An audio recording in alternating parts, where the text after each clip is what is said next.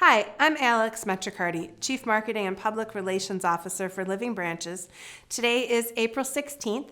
I'm here today with Ed Brubaker, Living Branches President and CEO, for our next installment of our almost weekly chats. How about that? Yes, good afternoon, Alex. Nice to see you. And I could say the day after tax day, but it really isn't because you have till May this year to file your taxes. I'm taking advantage of every second that I have. So yes, it is not tax day. But you still may need to get your money in if you don't want a penalty. I can't remember how that works, but I'm not giving tax advice, just to confirm. All right. Well, I won't panic and run away and check then.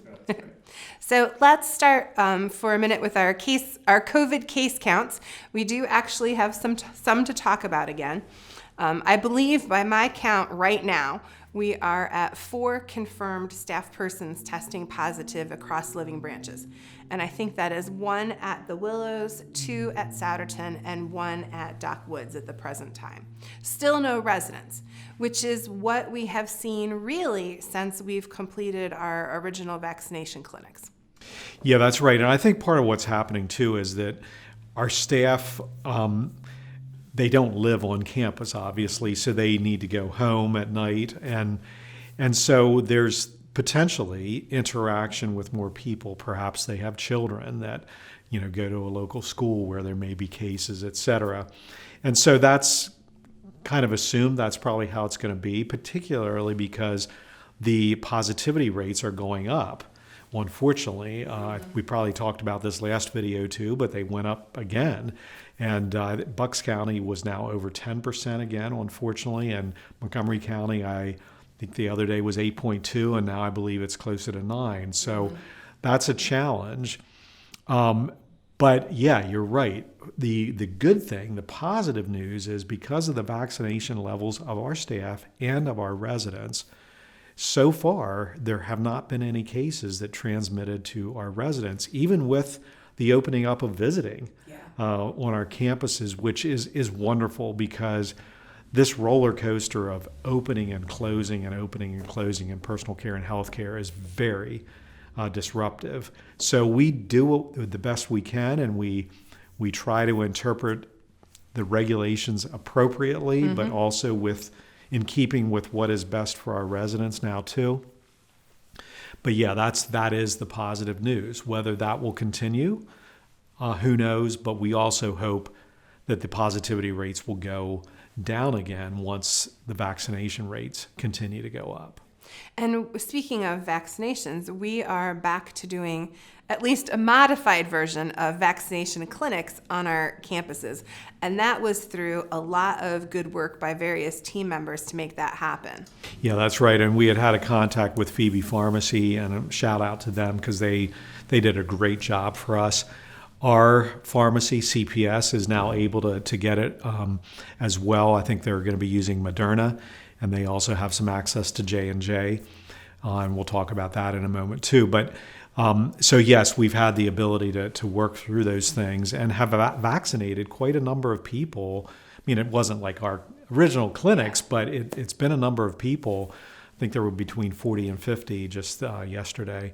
And so that's been a great thing because it's just so important to continue to get those numbers up. I read stories that there's some places in the U.S. where there's appointments that aren't being used, that they have more vaccine that is actually being put in people's arms. And that's really troubling. And I recognize that not everybody sees it the way I do, but working in this industry, seeing what it is, I believe in my heart of hearts that the vaccine is is one of the best ways to get us to the other side of this disease. So if people are unsure, whether it's residents or staff, I just encourage you to read from legitimate sources. I can't tell you how much stuff I've seen and been given that it says Dr. So-and-so, and then I find out that they're a PhD. Well, a PhD, my father was a PhD, and that's no medical doctor, folks. And, people that are just, using this behind their name and putting out things that are just, frankly, not true or not based on science. So please, when you're doing your research, go to the legitimate sources, and yeah, really do the research you need, get comfortable. And I'm very glad. I'm very glad that I had the vaccine. I got it in January. Minimal side effects, very minimal side effects. That's not true for everyone, but for me it was. But I'm glad I got it, and I feel blessed. Yeah. And fortunate to have been able to do that. Well, and I think part of it for me is it's one thing to say, read, see what everybody else is doing, listen to the news. But I think we can say we've seen a difference in our communities. Yes, that's right. With Absolutely. With the number of persons who've tested positive, but then also what we're able to do to get life back to normal as quickly as possible because of the vaccine. Yeah, that's absolutely correct. And I'm very pleased that we're at 75% for staff. We want to go above 80.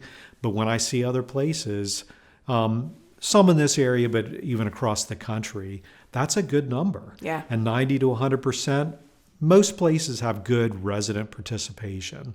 So 90 to 100% is good, but that's relatively common. But I'm pleased with where we're at with staff, but I really want to continue to get that up because it's the best way we have to really protect ourselves and protect our residents. And the news this week about the J&J vaccinations being paused in the United States hasn't helped any with figuring out who do I talk to and who do I listen to. Yeah, that's right. And it's unfortunate. On the one hand, it really is unfortunate. On the other hand, we need to say, well, it's good that people are paying attention. Mm-hmm. They're taking this seriously. But having said that, we really need to look at the big picture, okay? And so this is not to minimize at all those people that had some issues related to J&J, but you have to look at it in how many shots were given. You know, what is your chance of getting COVID if you didn't have the vaccine? And, you know, how many people might have had clotting regardless for other reasons in that same period of time in that same kind of a group? And so it's so easy to jump to conclusions. And frankly, if you don't want to trust something, in this case, the vaccine, but anything in life, if you have the mindset, Malcolm Gladwell calls it the, positive mindset or the negative mindset. Do you have a negative sentiment override or a positive sentiment override? And he references that more in terms of your impression of other people. But the same thing is true of this. If you have a negative sentiment override about the vaccine, you will seek out things that prove your point and your bias. And I would just encourage people to read other things. Don't just use the AI and Facebook to determine what you're going to get fed, but really look at the data and understand the context of the data. And I think it's also time to start trusting scientists. Yep. If I wanted to invest in real estate, I would talk to someone with expertise in that. I would not speak to my daughter, who's a wonderful musician. If I want to hear about music therapy, I'll talk to her. And so it's the same thing with science, et cetera. So anyway, I feel good about where we're at, and I applaud the staff and residents who have gotten the vaccine, and get comfortable about it, read up on it. But yeah, the J&J piece, I'm hopeful they can get to the bottom of it quickly. A 1-dose vaccine is definitely easier than a 2-dose. But having said that, take whichever it is, get it in your arm. Yeah, exactly. So before our last video, we had some revised guidance coming out from DOH and DHS, which has allowed us to change the response that we have when someone tests positive in any particular area. And I've gotten a fair number of questions the last couple of weeks about essentially what is going on. I can't keep track of what's happening. Are you open? Are you closed? Is there dining? Is there not? And I feel sympathetic to that because it's very easy to say, oh, someone is tested positive. We're closed for 14 days now. We'll see you when this is over. But that's not where we are. And it is confusing to people. Yeah, it is confusing. And maybe part of the response is welcome to our world this past year. You know what I mean? And so it is very understandable that it's confusing, because frankly, we're confused at times too. And that's why we have a team that works at it, and they say, well, what was your interpretation? What was yours? So that's very understandable. We'll try to make it as clear. And I know you do a great job with the website, and we want to try to be as clear as we can. But we also recognize it is confusing because things have changed, and the way that we did it in the past, and how long we had to close down, and how quickly we could open. And I think we may have mentioned this last video too. I think that the state and federal government agencies have realized, along with us, that what we've been saying, the emotional needs of our residents are very important too. And so visiting gets closed if there's a positive case, but if you do a round of testing and there's no more, you can open that back up again. But depending on the exposure, you may need to keep communal dining closed, etc. Now, I'm personally hoping that some new guidance that our infection control nurse said is coming will clarify some of that, because there's some things that don't quite make logical sense with that. But it is confusing, and we'll try to keep it as clear as possible. But the positive is that because of the vaccine levels, et cetera, we are able to have a bit more flexibility with reopening when we do have a case that or a person that was testing positive. And I do appreciate, I feel like we are, as a coronavirus response team, we are coming together and as you just said, really talking about, okay, how do you interpret these guidelines? How do I interpret these guidelines? And coming to a point where we can be, if you want to say it this way, as permissive as we feel we can be without the possibility of overly damaging resident safety and health. Yeah, that's exactly right. And Mary Sheeran is our infection control nurse, and probably by her nature, but also her job, would take a more conservative approach, and that's great. That's what we need her for. And then you may take a different approach, and I find myself probably going on both directions depending on the issue. And so together we can come to a place that is appropriate. I also think that we look at things differently now than we did a year ago. Yeah. And the big thing is we have the vaccine. We have a level of protection that we can use that as also a layer or a lens to evaluate what we need to be doing.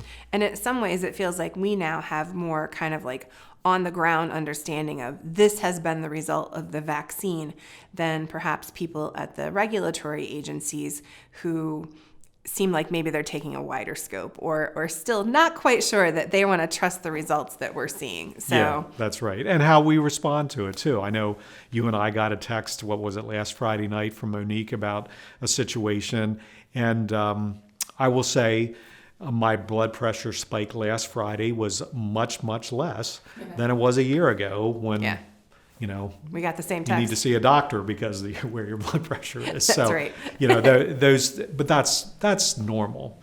You learn more about things, and it becomes not necessarily old hat or comfortable, but you understand it better, and you have an approach that we can say, we got this. We understand what we need to do. Yeah. So we're going to, I guess for our viewers to say, we're going to continue having to evaluate things on kind of really a case-by-case basis. But we're going to do our very best to enable them to be able to see their loved ones who are living with us, and also to make sure that we're not threatening safety in any way. And we're very hopeful that we're going to get some guidance coming out soon that might make a little bit more sense of all of this. So we'll wait and see if that happens. I'm not holding my breath, but I'm cautiously optimistic. Yeah, that's right. Anything you'd like to close with? Maybe just a reflection that it does feel like we're making some headway, even though the positivity rates are going up. And I think by continuing to be vigilant with our mask wearing in public and doing those things that are just good safety protocols, and continuing to encourage our friends and neighbors and relatives and everyone else to get vaccinated, we can get to where we need to be with this disease. And so I'm hopeful, but we still need to continue to be vigilant. Yep. So, well, thank you. Thank you to our viewers. If you have questions, please feel free to send them to coronavirusquestions@livingbranches.org, although I'm on vacation next week, so you might get an out-of-office reply. But nonetheless, please send them, and have a great week, and we will be back in a few weeks with our next video. Thank you.